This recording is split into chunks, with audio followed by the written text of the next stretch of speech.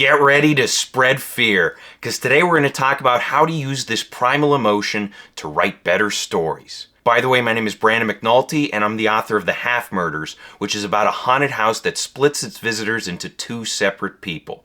Check the link in the description below to learn more or pick up your copy today. One of my subscribers asked me to do something scary for Halloween, and that request confused me because, let's face it, all my videos are scary.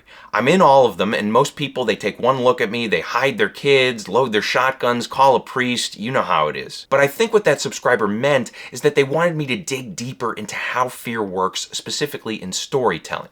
So that's what we're going to discuss today. And I want to say right up front, though we associate fear with the horror genre, it can be used to improve any type of story. So whether you're planning to spill fictional blood in a slasher film or you're writing something much softer, this video will help you either way. And we'll discuss what fear is, why we want it in our stories, and we'll wrap things up by looking at 5 ways to create fear in storytelling. Now let's start off by answering the question, what is fear? Here's the dictionary definition. Fear is an unpleasant emotion caused by the belief that something is dangerous, likely to cause pain, or a threat. If you notice, I bolded and underlined the word belief. I didn't do that to amuse myself. I did it because belief is the key ingredient for creating fear in our stories. If we believe characters are in danger, fear works. However, if we don't buy into the danger, fear falls flat. And just because something should be scary doesn't mean it will be. We can create a deadly monster, but if audiences don't believe the heroes can be harmed, there's no reason to fear the creature. Speaking of driving the story, that brings us to our next topic, which is why do we want fear in our fiction? I came up with 4 reasons, and we're going to go through them now. First one is emotional connection. Now remember, fear is a universal human emotion. We all experience it, and therefore when you show a character in a state of fear, you're inviting the audience to connect with that character. This can be a great way to introduce your characters as well as the story as a whole. For example, on the very first page of The Half Murders, I introduced my protagonist in a state of fear. This was a deliberate choice on my part, and I did it because I wanted the audience to connect with the character and get emotionally invested from the get-go. Now, you don't have to create fear right from the start. You can open with a sense of mystery or longing or humor, then unleash fear later when things get more serious. Showing a character being comfortable early on, then terrified later, can have a powerful impact on your audience. Second reason is that fear is a great source of internal conflict. If a character is terrified of something, they will replay ugly memories in their minds while also fearing the worst possible outcomes in the future. Then, as the source of their fear approaches, the character has to enter into a decision-making process. How do I avoid what I fear? Can I permanently escape it? Can I confront it? Seeing characters grapple with their fears will keep audiences engaged as they wait to see how characters respond and how the plot develops. If done right, audiences themselves will worry and get invested in the internal dilemmas. Third reason we want fear is that it creates a sense of stakes. We already talked about those worst case scenarios. These cause us to anticipate how characters will suffer in the future, and that keeps us emotionally invested in the long term. The idea works hand in hand with our 4th reason, which is foreshadowing. Now, when you introduce fear into your story, you make a promise to your audience. They naturally expect that the character will face their fear somewhere down the line. This makes the audience anticipate the eventual confrontation, and when the payoff arrives, you have a chance to deliver a bold, high-stakes experience that pushes the character, and hopefully the audience, to their limits. Now let's answer the question, how do we create fear? I came up with 5 things. First way is through perspective. This means immersing us in a character's point of view, or at least helping us understand a character's worldview. If we understand why a character fears what they fear, this becomes the first step toward creating sharp anxiety in our stories. For example, the psychological horror game Silent Hill F is told from the perspective of a young woman in mid-1900s Japan. She's making the shift from adolescence to adulthood, and this comes with a specific set of expectations.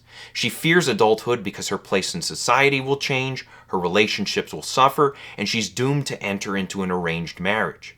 Since it's psychological horror, much of the story takes place in her head, and the environments, events, and creatures she encounters reflect her darkest fears. Second way is through investment. And hey, did you know that 150,000 people die each day? You probably didn't know that, and worse yet, you probably don't even care about them, you sicko. Then again, maybe you're not a sicko. Maybe you just don't care because you don't know these people personally.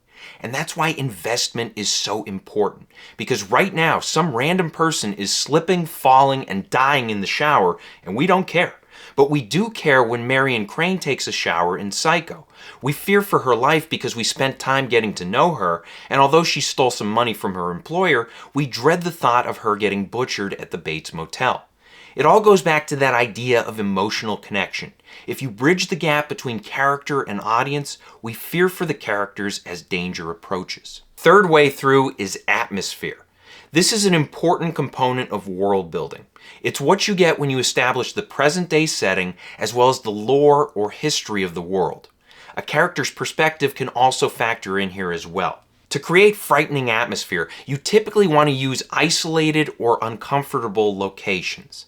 Isolation limits how much outside help your character can receive, and if you mix in some mysterious lore on top of it, the atmosphere arrives in haunting fashion. For example, The Shining drops a family into a remote hotel in the Colorado mountains. Winter is coming, and that means that accessing the hotel by road will soon become difficult. This setting alone is uncomfortable, but the atmosphere gets even darker when you mix in the lore about local burial grounds and how the hotel's previous caretaker lost his mind and murdered his family. Fourth way is through suspense. Suspense is a key ingredient in any story. If we want to keep the audience engaged, we need to keep them guessing about whether or not future events will happen. With fear, this is especially critical, and oftentimes you want to introduce that fear, then make the audience wait to see how characters will respond when faced with it. Now, normally on this channel we don't say nice things about movies directed by J.J. Abrams, but somehow I grew a heart, and in the spirit of Halloween, I'm going to praise the opening scene of Mission Impossible 3. This opener does a great job using fear and suspense to grip the audience in the short term as well as the long term. It opens with the protagonist Ethan Hunt tied to a chair while the villain has him at his mercy. This raises many questions about the situation. Then the villain demands the location of a dangerous weapon known as the Rabbit's Foot. He then creates a clear threat and a timeline for suspense. What are you saying? That wasn't it? What I gave you? I'm going to count to 10. You're going to tell me where the Rabbit's Foot is, or she dies. The countdown works well here because as we get closer to 10, the tension increases. Ethan pleads with the villain to spare the hostage's life, but the villain doesn't relent. In fact, he fires his gun midway through the countdown to show how serious he is. The scene then ends with the villain counting to 10 and firing. It then cuts away to the credits, and we pick up the story at an earlier point in time, meaning that we have to wait, aka be kept in suspense, until later for the complete outcome. In the meantime, we wonder, will the hostage die? Will Ethan Hunt escape? Will the villain obtain the deadly weapon? These questions generate fear and keep us engaged over the course of the movie. Now, when creating suspense in your stories, you don't necessarily have to do a countdown, but look for ways to signal that danger is approaching and give the audience a clear sense of how it might hit. Finally, the fifth way is through the unknown. Typically, we fear what we don't understand. This means that if you're telling a story and you want to create fear, you need to be selective about how much info you provide. Don't explain everything. Instead, slowly reveal details that invite audiences to imagine what will happen next. Remember, mystery builds fear, so leave some questions unanswered. My two favorite horror movies are The Thing and Alien. You know why I love these movies so much? Because they introduce monsters that draw my curiosity and keep me guessing over the course of the story. There's a constant element of the unknown. The shapeshifter in The Thing and the xenomorph in Alien are scary because we don't understand what they are or what they're capable of until much later in the story. And even then, these creatures remain terrifying because questions remain. There's a reason why most horror sequels are never as scary as the original, and it's because the unknown plays less of a factor in sequels.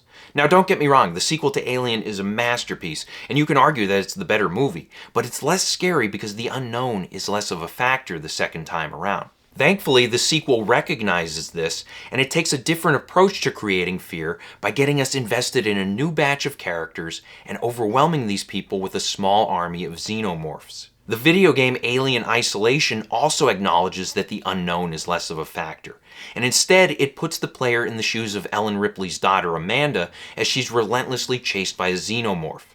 Remember when we talked about perspective and investment earlier? Horror games have a huge advantage here because they directly link the player to the character.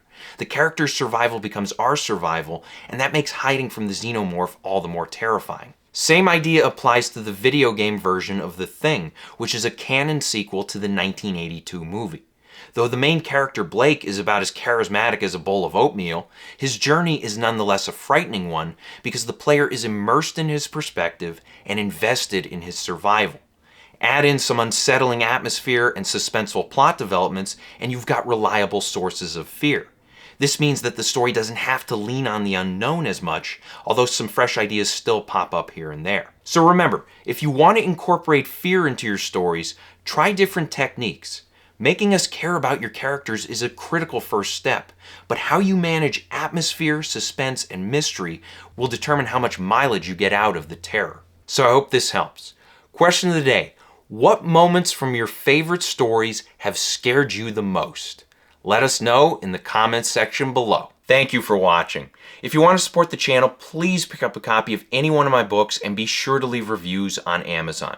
Story Made Simple is great if you're a writer. It covers the 8 key elements of storytelling, and it does so in a no-nonsense fashion.